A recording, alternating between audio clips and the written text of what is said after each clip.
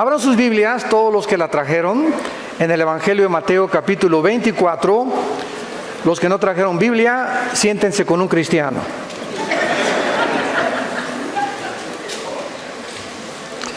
Venir a la iglesia sin Biblia es como ir a jugar fútbol sin pelota. Así que pues hay que venir, ¿verdad?, armados hasta los dientes con la palabra de Dios.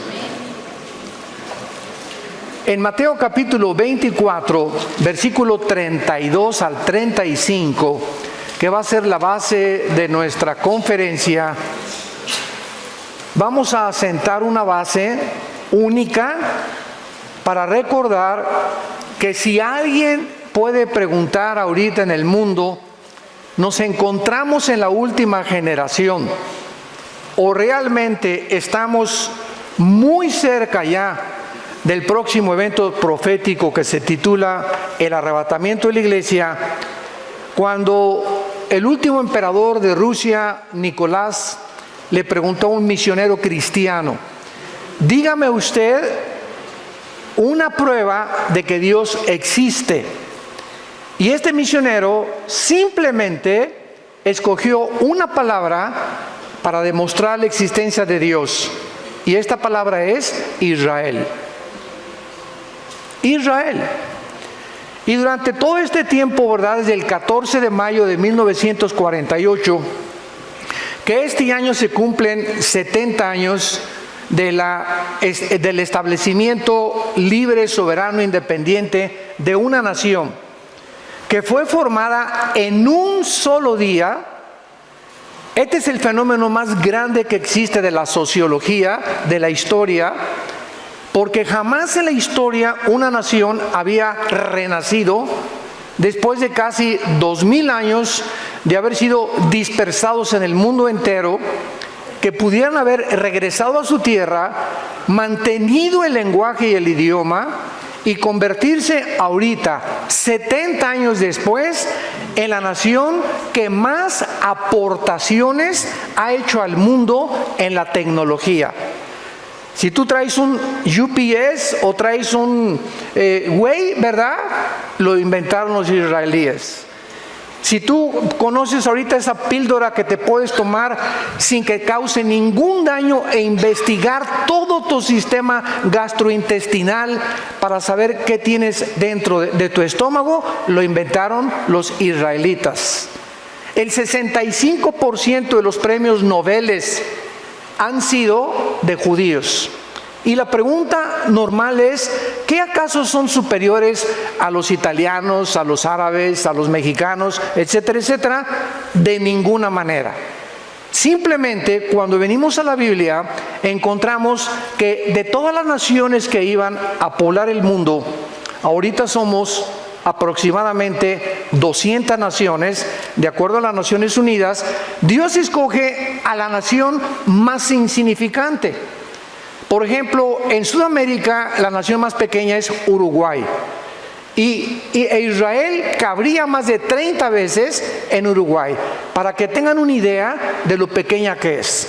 Rodeada de más de 300 millones de multimillonarios árabes que están con todo el petróleo del mundo. Porque los árabes poseen el 65% de las reservas petroleras del mundo entero. Así que es increíble cómo puede haber escogido Dios un minúsculo lugar geográfico para que a través de este lugar geográfico, más que cualquier cosa del judaísmo, pudiera la atención del mundo, antes de que Cristo regrese en cualquier momento, concentrarse en los medios de comunicación, en los periódicos, en la televisión, en esta nación. Es increíble que hace algunos meses el presidente de Estados Unidos determinó que la embajada que tiene Estados Unidos en Tel Aviv sea movida a Jerusalén. ¿Por qué? Porque Israel es la única nación en el mundo que no se le ha permitido tener las embajadas en su mera capital y en su ciudad. Entonces, hay un fenómeno impresionante moviéndose, y ahora el 14 de mayo próximo, el mes que entra, un mes y medio que entra, se van a cumplir 70 años del establecimiento de la nación de Israel. Y hace 2000 años, Jesucristo dijo estas palabras en Mateo 24, 32 al 35, como la señal más grande de todas las que hay para saber en qué tiempo de la historia nos encontramos. Y dice así: de la higuera aprendan la parábola. Cuando ya su rama está tierna y brotan las hojas, ¿sabéis que el verano está cerca? Así también vosotros, cuando veáis todas estas cosas, conoced o sépanlo, que está cerca, a las puertas. De cierto les digo, no pasará esta generación hasta que todo esto acontezca. El cielo y la tierra pasarán, pero mis palabras no pasarán. Es interesante, vamos a regresar a Mateo 24, los primeros versículos, donde le hicieron 3 preguntas los judíos a Jesucristo, porque siempre el ser humano ha estado interesado, somos curiosos por naturaleza, por eso hay brujería, sesiones espiritistas, astrología. Siempre queremos saber, ¿verdad?, qué va a pasar, con quién me voy a casar, si me puedo comunicar con el espíritu de Cuauhtémoc, con mi mamá que se murió. Estamos tratando de penetrar la dimensión espiritual de alguna forma, estamos interesados, cualquier noticia del futuro nos comienza a perturbar, etcétera, etcétera, porque quisiéramos saber el futuro de alguna forma, por la curiosidad. Pero muchos de ustedes, si conocieran el futuro realmente, bíblicamente, yo les aseguro que no les gustaría conocerlo, porque muchos de ustedes viven todavía en pecado, muchos de ustedes han rechazado la luz, han rechazado a Dios en sus vidas, lo ha sacado de la ecuación, y sabes una cosa, que tu futuro no va a ser nada agradable, porque Jesucristo estableció claramente que no hay purgatorio, no hay transmigración de las almas, no hay reencarnación. El día que muramos, no hay más que 2 lugares a donde tú pasarás y yo también la eternidad: en la presencia de Jesús o en el infierno. No hay ningún otro lugar intermedio. No hay más que el lugar de las recompensas y el lugar del castigo eterno. Hace algún tiempo una viejita me dijo: es que yo no creo que Dios vaya a mandar a nadie al infierno. Dios es bueno y misericordioso. Y yo le contesté a esta viejita: amén, amén. Dios no va a mandar a nadie al infierno, ellos se van a ir solitos. De tal manera amó Dios al mundo que ha dado a su Hijo unigénito, para que cualquiera de ustedes no se pierda, mas tenga la vida eterna. Entonces tú tienes esta vida como un agente moral responsable de tus acciones, de tus pensamientos y de tus palabras. Algún día le vas a dar cuentas a Dios. Lo quieras creer o no lo quieras creer, te puedas burlar, puedes ir comiendo chicle, puedas salir por esa puerta hoy como entraste, pero recuerda que Dios te da la oportunidad para muchos hoy de arreglar tus cuentas con Dios y tratar de poder establecer el destino eterno donde pasarás la eternidad.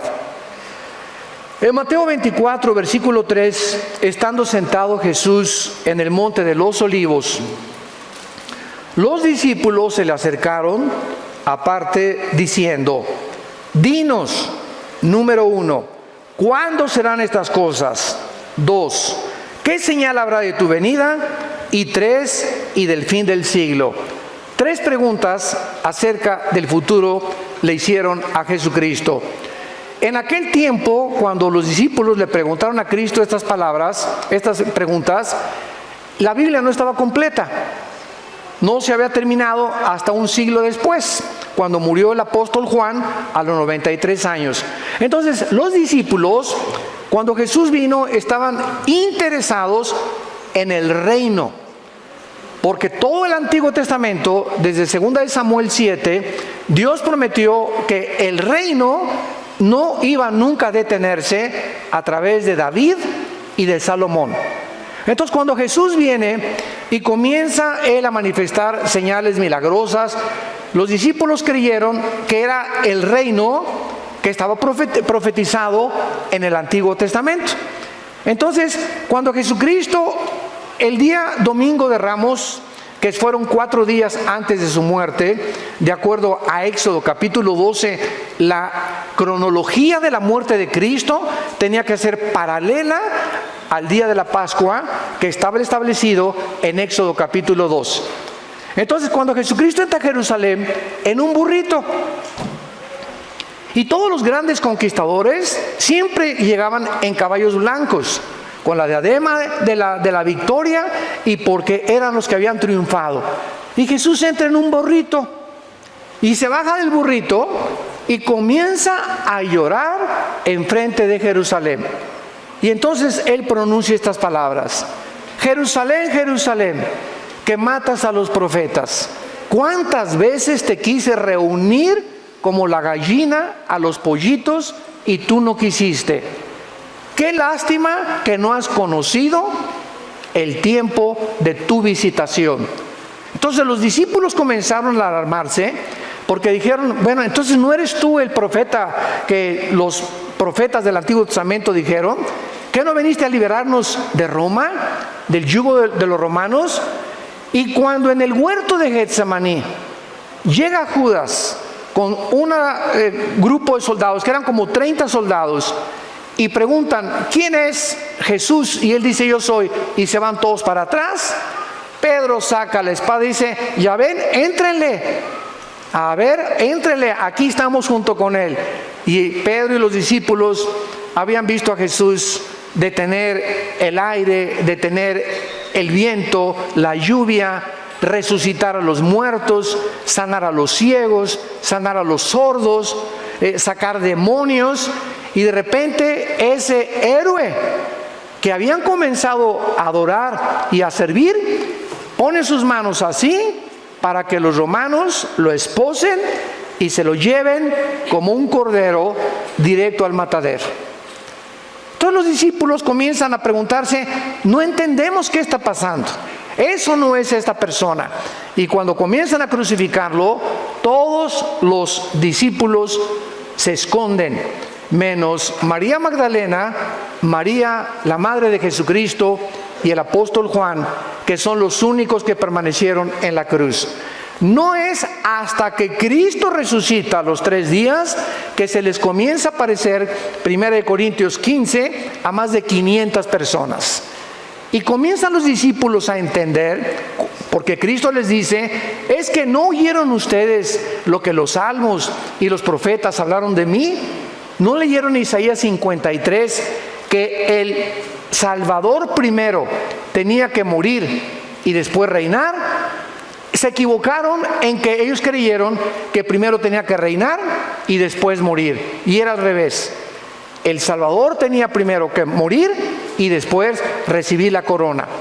Entonces Jesucristo les contesta estas preguntas, y no es el orden cronológico en que las contesta. En el versículo 4 en adelante de Mateo 24. Respondiendo Jesús les dijo: miren que nadie los engañe. Número 1, Jesucristo profetiza que el engaño aumentaría de una forma impresionante en el mundo, política, religiosa, filosófica, místicamente, en todas las áreas del mundo. Vivimos un mundo lleno de mentiras. Vivimos un mundo donde la gente ahorita cree que tener dinero ya me va a sacar de pobre, o tener una buena profesión, o tener esta carrera, o ser diputado. No me importa a quién mate y a quién me lleve entre los pies. Yo quiero ser presidente municipal o gobernador, etcétera, etcétera. Vivimos en un mundo donde dice la Biblia que hay un velo que cubre a las naciones. Nos rodea un mundo que está ciego ante la realidad de quiénes somos, que somos peregrinos y que no hay nada en esta vida que nos pueda satisfacer. Como mi esposa les comentaba ayer, ¿verdad? ¿Cuántas mujeres como la mujer samaritana, Juan capítulo 4, la chulis llevaba 5 maridos? Y con el que vivía, cuando se encontró con Cristo, era su amante, ni casados estaban. ¿Cuántas mujeres han creído eso? Es que en un hombre voy a encontrar la felicidad, como la famosa artista de cine del siglo XX, que se consideró la mujer más bella del siglo XX, después de María Félix, Elizabeth Taylor. 9 maridos, la chulis se llevó y los enterró. Creyendo uno tras hombre, ¿y cuántos hombres lo mismo? ¿Cuántos hombres, verdad? Una mujer y otra, y siempre buscando y creyendo que vamos a encontrar al hombre perfecto, a la mujer perfecta, y que si ella persona no me hace feliz, pues busco a alguien que me haga feliz. Ahí está el ego centrado en el ser humano. Cuando tú te casas, por favor, nunca pongas como una motivación buscar a alguien que te haga feliz. Nos casamos para hacer feliz a la otra persona.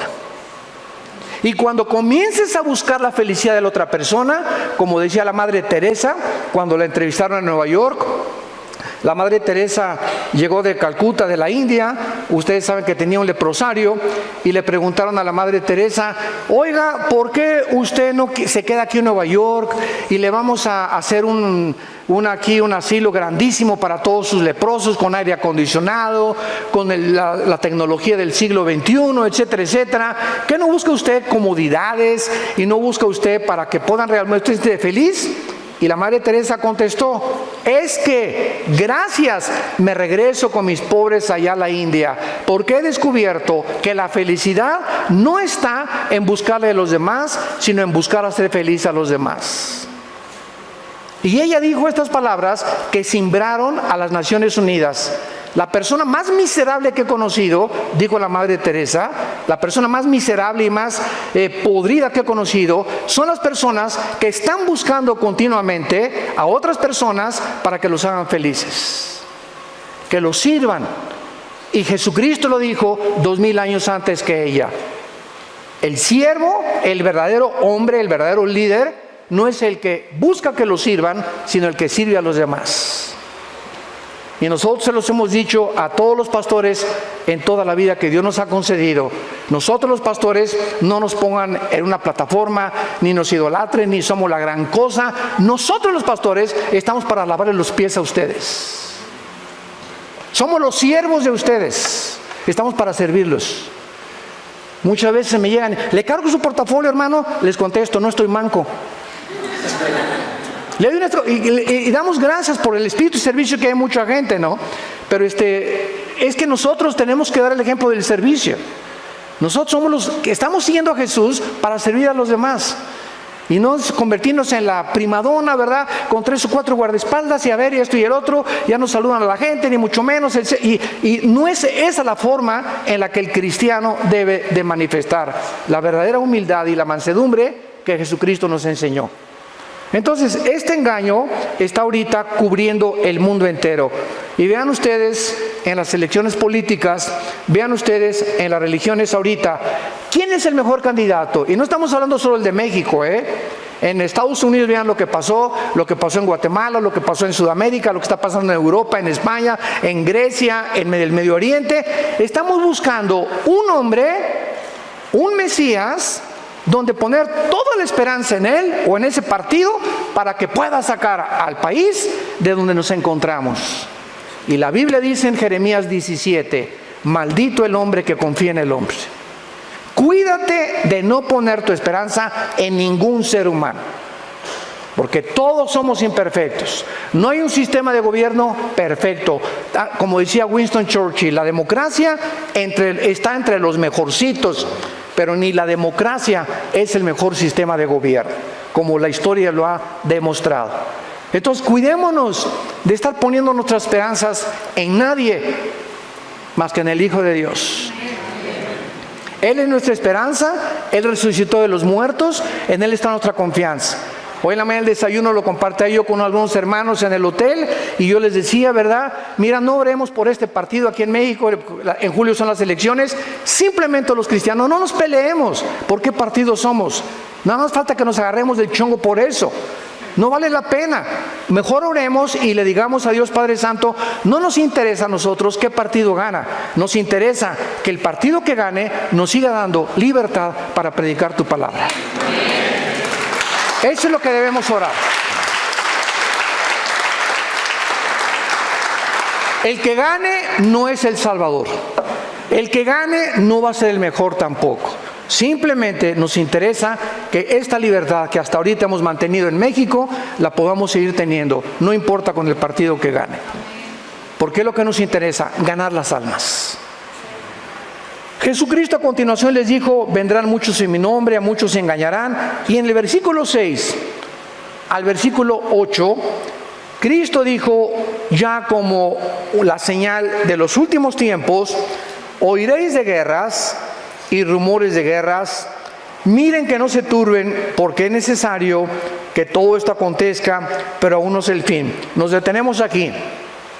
De acuerdo al Instituto para la Investigación de la Paz, en Suecia, Estocolmo, de los 6,000 años aproximados de historia que tenemos, han habido solamente 25 años de paz.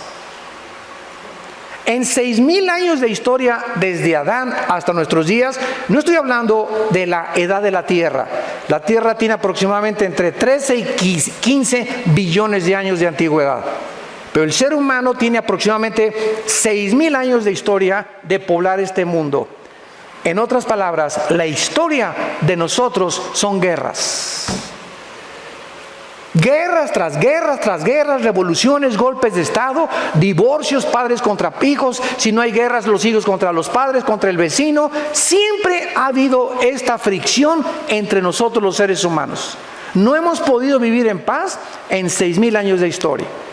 Entonces Cristo, cuando dice, oirán de guerras y rumores de guerras, pues decimos, bueno, siempre ha habido guerras. ¿Cómo puede ser esta una señal? El versículo 7 lo aclara. Porque se levantará, aquí ya nos despeja la incógnita, nación contra nación, reino contra reino, y habrá pestes, hambres y terremotos en diferentes lugares. Nunca a través de toda la historia y de todas las guerras que han habido hasta 1914 del siglo pasado, pudimos ver la Primera Guerra Mundial. Hasta 1914 se juntó nación contra nación, reino contra reino. Siempre ha habido guerras, una nación contra otra, los asirios, los egipcios, los babilonios, los medos persas, que ahora es Irán, los griegos, los romanos. Siempre ha habido guerras. La guerra, esta simplemente el año pasado, el siglo pasado, la guerra del Golfo Pérsico, que sacaron a Kuwait en 1990, la guerra de 1973 contra Israel, la guerra de los 6 días, 1967, y así tenemos todo el siglo XX, ¿verdad? Después de las guerras mundiales, con rumores de guerras. Y ahorita nos encontramos, hoy en la mañana estaba viendo yo el CNN, las noticias, pues ya Irán amenazó a Israel que lo quiere bombardear.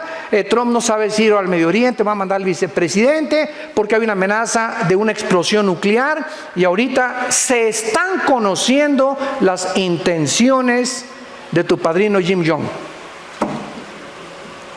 Ya sabes quién es, ¿verdad? El jefe de Corea del Norte. Es el tercero de su generación de una familia de desequilibrados mentales.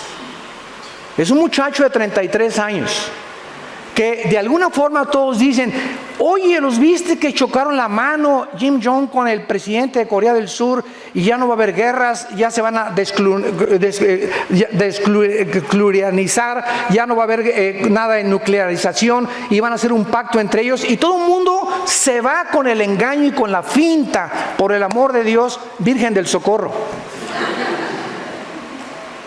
¿Sabes lo que está sucediendo detrás de toda esta pantomima que vemos? ¿Sabes lo que está sucediendo? ¿Por qué se militarizó la frontera con Estados Unidos por el presidente Trump y ya mandaron a la Guardia Nacional? Aparentemente es que por los inmigrantes. Aparentemente es porque este señor ya no quiere mandar bombas nucleares. ¡No!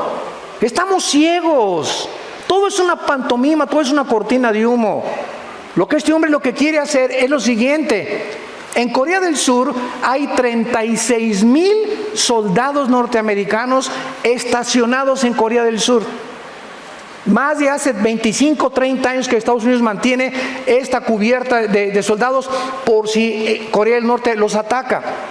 Kim Jong sabe que si él ataca a Corea del Sur, Estados Unidos entra a la guerra y los defiende. Y ahora con el despliegue que hizo Trump en Corea del Norte, amenazando y diciendo, ¿verdad? Mandaron submarinos, mandaron portaaviones, como que ya se apaciguó y le bajó 3 rayitas. Y dice Kim Jong, ¿verdad? El dicho de toda la historia: a tus enemigos, tenlos cerca.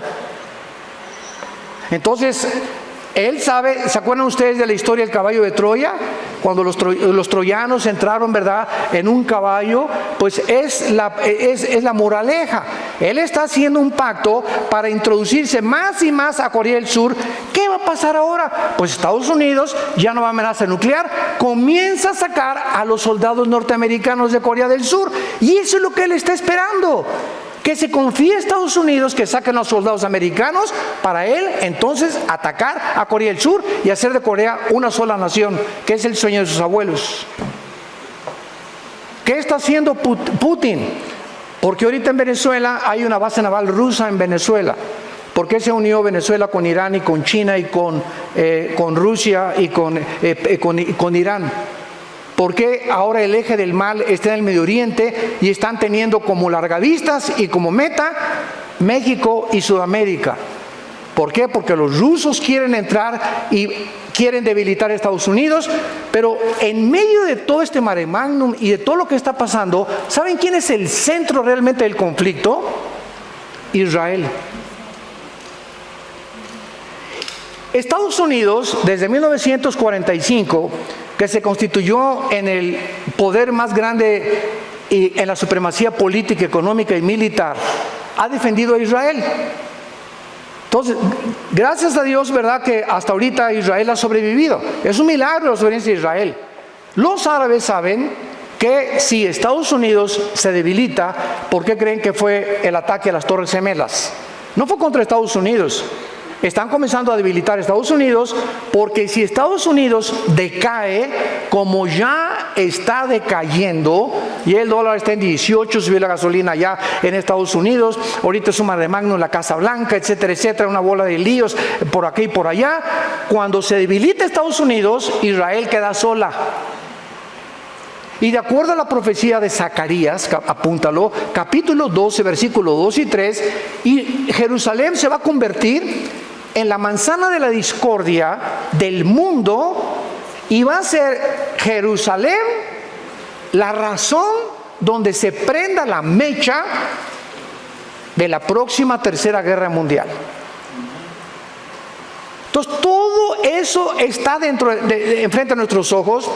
Decía un gran hombre de Dios, Dwight Pentecost: cuando vamos a un estadio y vemos que salta el América al campo y saltan las Chivas, claro que siempre gana el América, ¿verdad? Bueno, no nos peleamos por eso. Cuando saltan los dos equipos, sabemos que el partido va a comenzar. O el Barcelona y el Real Madrid, aunque siempre gana el Barcelona también. Bueno, cuando saltan los jugadores, sabemos que el partido ya va a comenzar. Entonces dijo Pentecoste, este hombre de Dios, este teólogo del Seminario Teológico de Dallas, que cuando veamos a los protagonistas que este libro, que se llama la Biblia, nos menciona que ocuparían el protagonismo y los encabezados del mundo, como son Rusia, Irán, Turquía, que se acaba hace 2 semanas de unir a Rusia y a Irán para hacer un triunvirato con las naciones musulmanas, sabemos que el partido va a comenzar.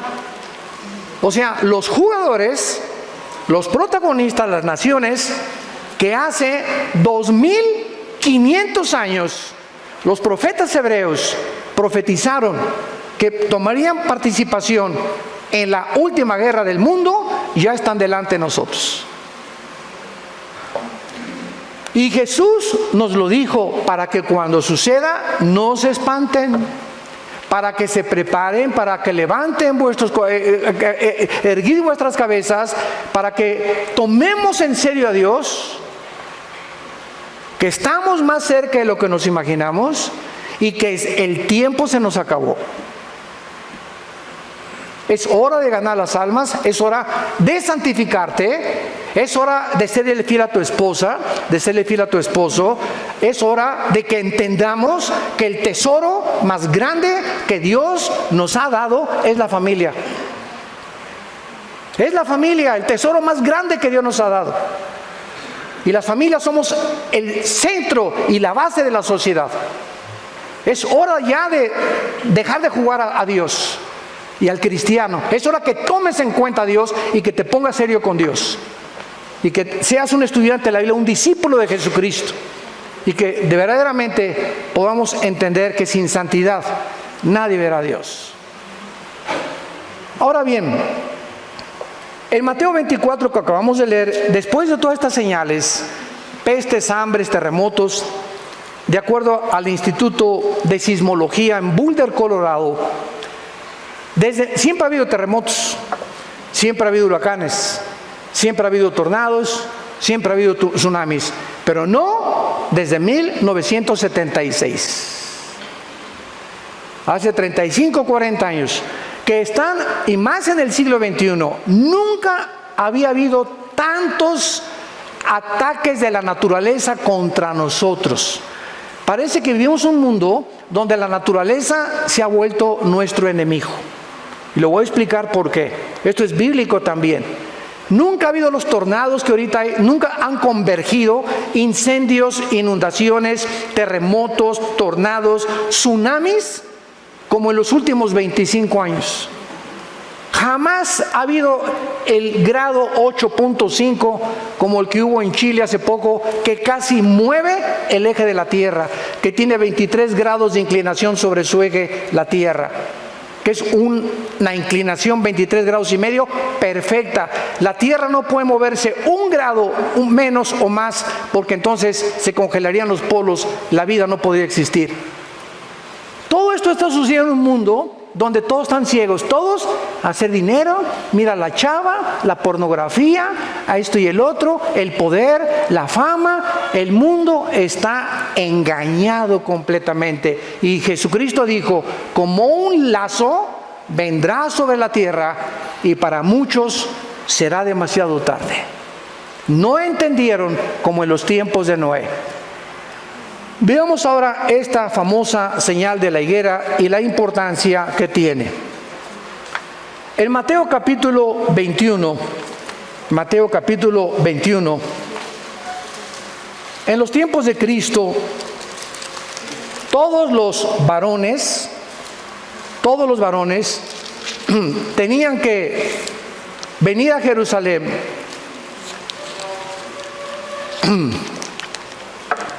Tenía que venir a Jerusalén 3 veces al año a la fiesta de la Pascua y a celebrar las fiestas de Israel. Y todos venían a través de Jericó. Y en el camino, cuando venían los peregrinos hacia Jerusalén, había una higuera muy famosa. Ya saben ustedes que la higuera es la que produce higos. Y Jesucristo y los discípulos habían pasado por esa higuera durante mucho tiempo también. Pero la última vez que Jesucristo comienza a entrar ya a Jerusalén para el Domingo de Ramos y que fuera crucificado 4 días después del domingo, o sea, Cristo no murió el viernes, porque si murió el viernes, ¿cómo iba a estar 3 días y 3 noches? Hubiera resucitado el lunes. Es inconcebible que se haya enseñado, y los que enseñan que murió el viernes, dicen que porque al otro día era día de reposo, porque no conocen que los judíos tenían una semana de reposo, tenían años de reposo y tenían el jubileo de cada 50 años celebrar la libertad de todos los que tenían deudas. Entonces, cuando no entendemos la idiosincrasia y la geopolítica del Medio Oriente y las costumbres del Medio Oriente, no podemos comprender muchas cosas de la Biblia. Entonces la Iglesia Romana, el Vaticano, estableció que el viernes murió Cristo, cuando ni siquiera eso dice la Biblia. La Biblia dice claramente en Éxodo 12 que era los 4 días del Domingo de Ramos, o sea, el jueves. Muy bien. Entonces, cuando Cristo ya llega a Jerusalén, Y por última vez vi a la higuera. Vean lo que le dice Cristo a la higuera. Mateo 21, versículo 18. Y dice así: por la mañana, volviendo a la ciudad, o sea, a Jerusalén, tuvo hambre. Y viendo una higuera cerca del camino, vino a ella y no halló nada en ella, sino solamente hojas, y le dijo: nunca jamás nazca de ti fruto. Y luego se secó la higuera. Viendo esto, los discípulos decían maravillados: ¿cómo es que se secó enseguida la higuera? Ya Cristo le responde: de cierto les digo que si tuvieran fe y no dudares, le diría no solamente a la higuera, sino al monte: quítate y echa al mar, y será hecho, y lo que pidan en oración creyendo, lo van a recibir. Muy bien. La higuera, tanto en el Antiguo como en el Nuevo Testamento, representa a Israel. La higuera es el árbol que representa a Israel. Cuando Jesús quiso comenzar a ilustrar las parábolas, ¿qué usó? Semillas, que es la palabra; la tierra, que es el corazón del hombre; los árboles, que son los seres humanos. Usó los ejemplos de la naturaleza para que hasta un granjero y la persona menos culta pudiera entender el lenguaje, teniendo a Cristo, de lo que Él quería decir acerca de las verdades escondidas en lenguaje humano que se encuentran en el cielo. Entonces, Israel es la higuera, como lo vamos a ver. Y cuando Jesucristo llega a Jerusalén, así como la higuera no daba fruto, no era la higuera la que Dios quería maldecir, era una profecía que Dios estaba esperando fruto en Israel. A lo suyo vino y los suyos le rechazaron. Entonces, como llegó y buscó fruto en Israel, Israel quedó bajo una maldición. Y esta maldición cayó sobre Israel 70 años después de que Cristo murió. Cuando el general Tito, romano, hijo del emperador romano Vespasiano, llega a Jerusalén en el año 70 después de Cristo y no deja piedra sobre piedra. La profecía que Jesús había dicho 70 años después se cumplía 70 años. Y después hubo otro levantamiento en el año 120 por Bar Kokhba, otro judío líder, que fue aplastado completamente.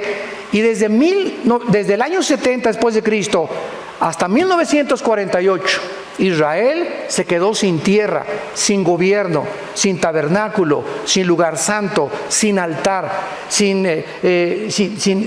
ninguna cosa que participaban los sacerdotes hasta 1948. Entonces, vemos nosotros que esta maldición era realmente una indirecta a la nación de Israel. Y solo cuando regresaron comenzaron las lluvias hasta 1948. ¿Lo pueden ustedes creer? Que casi en 2000 años no llovió. Y cuando regresan a 1948, a los 2 días comienza a llover. Impresionante. Cuando los judíos regresaron en el 48 a Israel, no había un solo árbol plantado. Uno solo. Era un desierto. Y los judíos haciendo la obra de la ingeniería hidráulica más portentosa del siglo XX, de 1948 a 1950, en 2 años, plantaron más de 6 millones de árboles. Irrigaron milagrosamente la tierra. Ahorita vas a Israel y vuelas. Y siempre yo he dicho, ¿verdad?, que es como cruzar Estados Unidos a México. Cada vez que mi esposa salimos de Estados Unidos, pasas de México a Estados Unidos en avión, y México todo seco, todo podrido, basureros, y llega a Estados Unidos todo verde, todo próspero, y entonces viene la envidia, y son los ricos, no, espérame tantito, no es por ahí. Esa es la teología, ¿verdad?, falsa del comunismo, que si los ricos se les quita el dinero y se les da a los pobres y hay una repartición igualitaria del dinero, entonces ya el mundo va a vivir perfectamente bien. ¿Sabes una cosa? Esa es la mentira y la farsa más grande que puede haber. ¿Por qué Estados Unidos ha prosperado? ¿Por qué Estados Unidos fue la nación más grande, económica, mejor vestida? Todo mundo quiere irse a Estados Unidos a trabajar. Nadie quiere venirse a México a trabajar. Nadie quiere irse a Rusia a trabajar. Nadie quiere irse a España a trabajar. ¿Por qué es Estados Unidos? Simplemente porque Estados Unidos, después de Israel, es la única nación en el mundo fundada con la Biblia. 1625, los pioneros huyen de Inglaterra, perseguidos por el Vaticano, porque se convirtieron a Cristo y renuncian al catolicismo. Y fundan en 1625 en el estado de Virginia, en Rhode Island, la primera ciudad, y desde que llegan los misioneros aquí a Estados Unidos, lo único que usan es la Biblia. Y hasta este momento, en cualquier tribunal de justicia de Estados Unidos, no juran sobre el Corán, no juran sobre el Tripitaka de Buda, no juran sobre el libro de los Vedas de los persas, todos juran sobre la Biblia. Esto es verdad y nada más que la verdad, y a la verdad me someto. Es el juramento que hacen todos. Y cuando ponen su mano sobre la Biblia, hay de aquellos que sean agarrados en perjurio, como agarraron al presidente Clinton cuando negó que había tenido relaciones con la muchacha esta y casi pierde su presidencia. Entonces, ¿y aquí a México quiénes llegaron? Virgen de todas las vírgenes. Aquí a México no llegó el evangelio, llegó, ¿verdad?, una religión nada más. Se mezclaron con los indígenas, hubo un sincretismo entre brujería, religión y paganismo. Y pasaron muchos años, hasta 1895, en el siglo XIX, los primeros misioneros que llegaron a México comenzaron a poblar Tabasco y Guerrero y los mataron. Fueron misioneros presbiterianos. Escuchen esto, y hasta 1975-80, en la República Mexicana, la clase media alta comenzó a ser ganada con el evangelio. En 1980 tú decías soy pastor y te decían ¿dónde están tus chivos? Nadie entendía lo que es ser un pastor. Y eran considerados personas iletradas, incultas. Oye, si tú eres pastor, pues ¿dónde están tus ovejitas? Y tú a Estados Unidos y un pastor es mejor que un ingeniero, mejor que un abogado, mejor que un licenciado, por el crédito que tienen, por la personalidad que manifiestan ellos y por el respeto que la gente les tiene. ¿Por qué? Porque después de casi 300 años, 50 años que nos llevan en cultura y en todo, estamos atrasados aquí en Latinoamérica, más de 400 años, en todos los aspectos. Y ahí nace la envidia, porque es lógico. Toda excelencia de obras, toda nación que prospere es la envidia de los demás. Cómprate un carro nuevo y te van a envidiar tus vecinos. Vístete china poblana y la que baila jarabe tapatío te va a envidiar también. Destaca o triunfa en la vida y tendrás un cúmulo de envidiosos que comiencen a hablar mal de ti. ¿Por qué? Porque no soportamos que alguien sea mejor y que alcance el éxito mejor que nosotros. Hay algo que me puso los pelos de punta hace poco cuando vi un artículo de las famosas que se consideran las muchachas más bellas del mundo, de Victoria's Secret, que es una marca para ropa de mujer. Y entonces sacaron la vida de ellas en la privacidad. Y los reporteros dijeron que es impresionante que entre estas muchachas, que son como 8 o 10, las que escogen supuestamente con las mejores caras y los mejores cuerpos del mundo, entre ellas se odian con odio jarocho. Es una envidia entre ellas mismas, quién es la más bonita. Y yo soy más bonita que tú. Y hasta le quiso poner algo en el café a la otra persona para que se durmiera y no se presentara al concurso. De la envidia que tienen entre ellas mismas. Entre los artistas, entre los deportistas, ¿cuántos odian al pobre de Messi, que es un jugador que sí va a quedar enano, que tiene autismo en 2º grado? Por eso cuando Messi entra al campo, no es como Ronaldo, ¿verdad?, que aquí papucho de papuchos, llega, no se fija en el público, o sea, está completamente aislado. Así son los autistas, y él se enfoca en la pelota y durante los 90 minutos del partido no pone los ojos en nadie más que en la pelota, la sigue como si fuera como si hubiera en tercera dimensión, la tuviera aquí cerca. Los pases que da exactamente los da, pero a la mera bota de la persona, porque se concentra nada más en la pelota. Por eso es un mago del fútbol. Y así vemos nosotros que así hay cantidad de gente. ¿Y por qué lo odian? ¿Por qué lo critican? Por la envidia. Entonces, así pasa en la vida. Tenemos que entender la naturaleza humana. Entonces, vemos que Dios nos muestra claramente que esa es la razón por la cual Israel es odiada. Quiero decirle lo siguiente, a cualquier historiador que nos visite, nunca desde el 48 Israel ha comenzado ninguna guerra. Siempre las guerras que ha habido contra Israel es porque se han defendido. Los palestinos, la última vez que les mandaron bombas a Israel, desde los hospitales y desde las escuelas, pusieron los cañones para que cuando Israel contestara el fuego, ellos ante el público internacional dijeran, es que están matando a niños, cuando ellos mismos los estaban matando y los ponían de carne de cañón para desprestigiar. Y de todas las resoluciones de las Naciones Unidas, el 65% de las resoluciones de las Naciones Unidas han sido contra la nación de Israel. Y en penúltimo lugar, ¿por qué este odio? Escuchen esto y abran sus oídos. El odio que hay ahorita contra Israel es porque Israel va a establecer el reino milenial de Jesucristo en la tierra. Ahí es donde va, podríamos decir, aterrizar Jesucristo. Se va a parar Jesucristo en Zacarías 14, en el mero monte de los olivos donde fue crucificado. Se va a hacer un valle de norte a sur y de oriente a occidente. Y ahí Jesucristo en Jerusalén, Dios va a bajar su trono que está ahorita a este mundo. Dios lo va a bajar y ahí en Jerusalén será el trono de Dios durante 1000 años. Entonces el diablo, los poderes de las tinieblas están enojadísimos, tratando de impedir que venga Jesucristo, porque el diablo, dice Apocalipsis 12, tiene los minutos contados.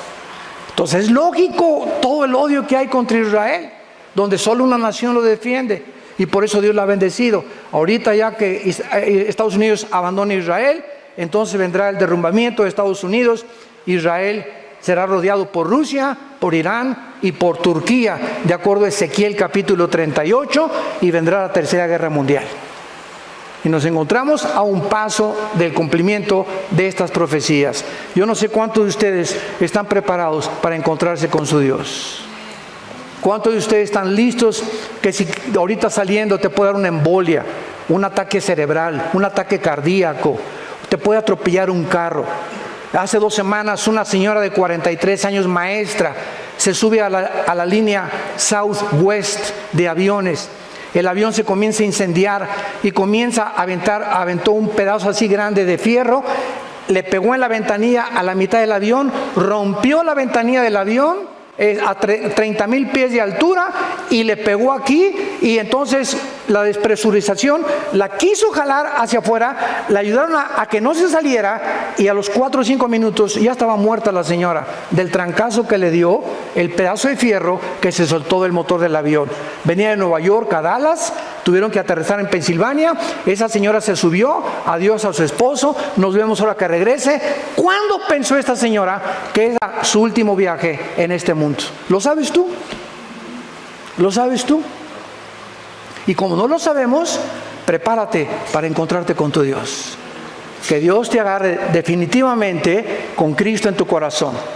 Que realmente puedas entregarle tu vida al Hijo de Dios, y que puedan tus hijos dejarles un legado y poder hacer algo con esta sociedad que se está pudriendo a nuestro alrededor en inmoralidad, en depravación, matrimonios gays, bueno, de cosas transgénero. Estamos en un punto que Sodoma y Gomorra parece Alicia en el País de las Maravillas comparado con nuestra sociedad.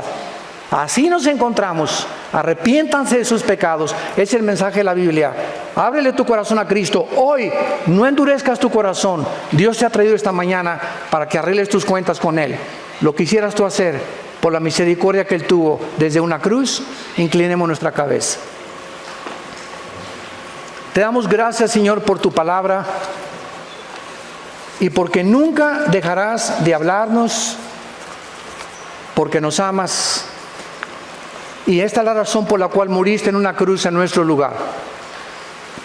De tal manera amó Dios al mundo que dio a su Hijo unigénito, para que cualquiera que en Él crea no se pierda, mas tenga la vida eterna. Mas Dios muestra su amor para con nosotros en que, siendo aún pecadores, Cristo muere en nuestro lugar. Él, que no conoció pecado, por nosotros se hizo pecado, para que nosotros fuéramos hechos la justicia de Dios en Él. Despreciado y desechado entre los hombres desde que Jesús nació. En un pobre pesebre nació el creador del universo. Trabajó como carpintero 30 años para enfrentarse a la cruz y a la misión que su Padre lo envió: que le conociéramos, porque esta es la vida eterna, conocer a Dios. Y Jesús dijo: nadie conoce al Padre sino el Hijo, y a quien el Hijo lo quiera revelar, porque yo soy el camino, la verdad y la vida.